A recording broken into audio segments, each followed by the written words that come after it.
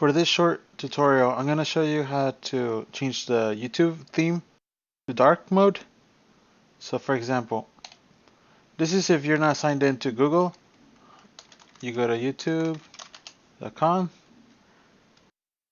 and where you see these three dots, click on it and dark theme, and you can turn it on. So for example, if you exit the page and you go back,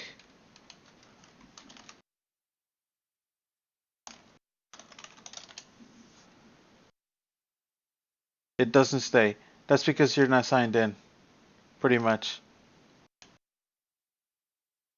Now we're gonna do it on Google Chrome. Here, assuming you already have signed in, you're signed in to YouTube.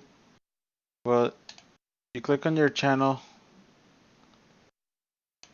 dark theme, turn it on. So every time you come back, for example, it will be on. So I'd recommend having a YouTube account. I hope you enjoyed this video. Thank you for watching. Please like, share, and subscribe.